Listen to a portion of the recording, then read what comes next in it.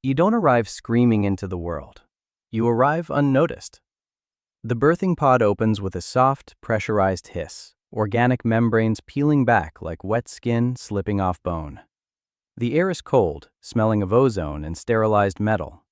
Around you, other younglings immediately thrash, click, and snarl, announcing themselves to a universe that doesn't care yet. They are loud, they are hungry, they are demanding attention. You don't join them. You lie perfectly still in the nutrient slime. Your eyes open slowly, lacking the chaotic darting of the others. You are already tracking movement. You are already memorizing shapes, heat patterns, and the rhythm of the machinery above you. The first thing anyone notices about you isn't your size. You're smaller than most Yautja newborns, leaner, less dramatic. Your skin is smoother, lighter toned, patterned in subtle, shifting models that seem to break your outline even when you aren't moving. No heavy brow plates, no budding spikes, no intimidation colors. Your mother notices something else. She watches the litter feed, fighting for dominance. When a sibling bites your shoulder, drawing green fluorescent blood, you don't cry out. You don't snap back blindly. You wait until he turns his head to swallow, exposing the soft nerve cluster behind his jaw. You strike once. He drops. You don't react unless something matters. That's when she knows. You aren't a hunter. You're an assassin. There's no celebration for your kind. No chants, no blooding ritual, no proud elders boasting about your future skull collection over a fire. Your early years in the nursery are a study in isolation. While the future jungle hunters and berserkers practice roaring and brute force grappling, you sit in the shadows. They call you weak because you don't engage in their brawls. They call you runt. An elder watches you from a distance on a walkway high above the training pit. He sees what the others miss. He sees how you memorize the patrol patterns of the nursery drones. He sees how you instinctively walk on the balls of your feet to dampen the vibration of your steps. One day, a massive youngling, a future elite, corners you. He wants to humiliate the quiet one. He lunges, expecting you to brace for impact. You don't brace. You vanish. You drop your center of gravity and slide through his legs, tapping a pressure point on his knee. He crashes face first into the stone floor, his mandible cracking. You are already 10 feet away, back in the shadows, cleaning a speck of dust from your wrist. The elder makes a small, silent mark on his wrist display. That's it. That night, you are removed from the common nursery. No explanation, no goodbyes. You are carried through restricted corridors where the walls absorb sound and the light seems to dim on purpose. The air gets colder. The smell of the pack fades, replaced by the scent of sterile fluids and high-grade weaponry. This is where assassin predators are raised, away from witnesses, away from honor. Your training grounds aren't arenas. They're empty spaces, long, infinite corridors filled with fog so thick you can't see your own claws. Forests grown from bioengineered trees that swallow sound and generate false heat signatures. Holographic ruins designed to confuse depth perception, where walls don't line up and shadows move when nothing else does. The first thing they teach you isn't how to kill, it's how to wait. You are forced to stand motionless on a thin pillar of rock for hours, then days, not resting, not sleeping, fully aware. If you twitch, shock collars burn your neck. If you sigh, the platform vibrates to throw you off. You learn to monitor your biology. You visualize your heart muscle.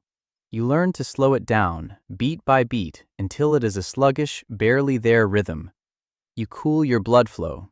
Even your own training sensors struggle to find you on the thermal scope. You become a void in the room. Then comes the movement training. You learn how to distribute your weight so footsteps vanish, rolling your foot from edge to center. You learn how to move between light sources without casting shadows, timing your bursts of speed with the blinking of strobe lights. You learn to dislocate your shoulders to fit through vents meant for vermin. Violence comes later, much later, and when it comes, it is not glorious combat, it is mathematics. Anatomy classes are brutal. You dissect thousands of species.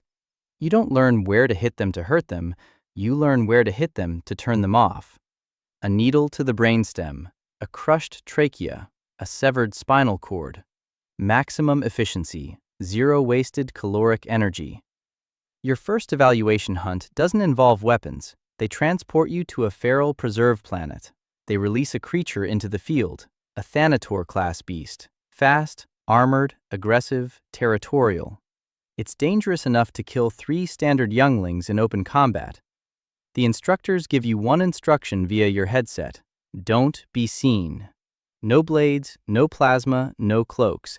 Just you and the jungle. You track it for 4 days. You don't sleep. You drink rainwater from leaves. You smear local mud on your skin to mask your scent. You learn its habits, when it sleeps, when it feeds, where it feels safe. You watch it destroy a herd of grazers. You see its power. You respect it, but you do not fear it. You analyze it. It has a blind spot, a 15-degree angle behind the left sensory quill. You position yourself in the canopy above its den. You wait for 12 hours, muscles locked, breathing shallow. When it finally returns to sleep, you descend. There is no roar, no challenge. You drop silently onto its back. Before it can register your weight, your hands, strengthened by cycles of grip training, find the soft cartilage of its windpipe. You don't crush it messy. You apply precise, unyielding pressure to the carotid arteries. The beast thrashes. It claws the dirt. It tries to scream, but only a wheeze escapes. You hold. Your face is blank. Your pulse doesn't rise. The creature goes limp. The instructors don't congratulate you. There are no trophies taken. You don't rip out the spine. They just log the result. Subject neutralized. That's when you realize something important. Assassin predators don't hunt for glory. They don't hunt for the thrill. They hunt for certainty. You understand your role in the hierarchy. Jungle hunters learn honor codes. They want a fair fight. They want the prey to be armed. Super predators learn dominance. They want to overpower. You learn removal. Your body develops differently. You are taller now, but wiry, compact muscle, flexible joints that rotate further than a standard Yautja, fingers built for grip and interface manipulation instead of raw, tearing strength. Your face is smoother, eyes forward-facing, optimized for singular focus instead of peripheral intimidation. Your equipment is issued. It is not mass-produced. Your mask is custom-fit to your skull structure. It's lighter, aerodynamically smoothed. No trophies attached, no decorative etchings, just clean, black lines and terrifying functionality. Your vision modes are illegal in traditional hunts. They stack and overlap. High sensitivity, seeing heat prints hours after a target has left, to see through walls and detect active weaponry. Heartbeat detection tuned to isolate specific individuals in a crowd of thousands. You can see sound waves. Your cloak doesn't just bend light. It creates lies. It projects false heat signatures. It leaves ghost silhouettes seconds behind your actual movement to confuse enemy fire. It dampens your acoustic footprint to absolute zero. Your weapons are surgical tools, a single, long, retractable wrist blade, monofilament sharp, designed to slide between ribs and armor plating without resistance. Plasma needles that fire silently and kill minutes later when you are already miles away. Smart discs that don't return to your hand. They bury themselves in walls and act as remote surveillance before detonating. You hunt alone, always. At 19 cycles, you are deployed. Not to a primitive hunting preserve, not to a jungle. You are dropped into a Tier 1 technological civilization, a sprawling cyberpunk metropolis of neon, rain, and durasteel.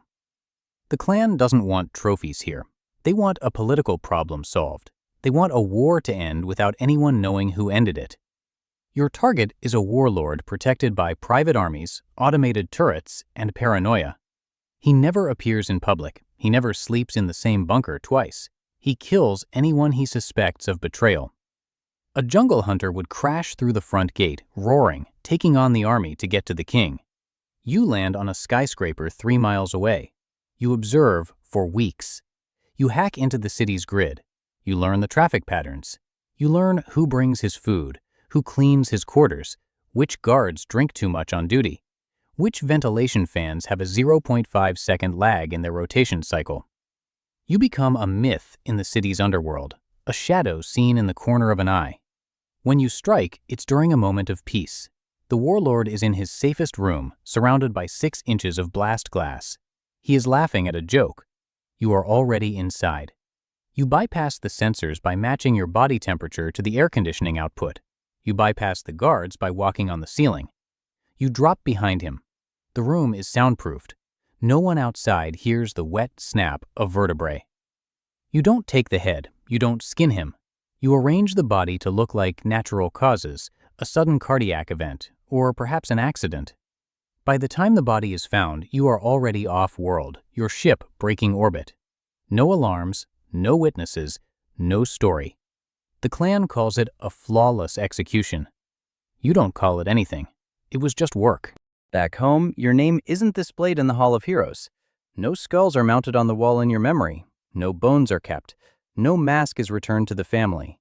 There is just a digital file on a secure server, encrypted so deep only the matriarch can see it. A single line of text next to your ID code. Threat removed. No one sings songs about you. No one tells stories around the fire. The young hunters will never know you existed. They will continue to die for glory, screaming their challenges at the stars. But the galaxy is quieter because of you. Safer. And that is exactly how assassin predators are meant to end.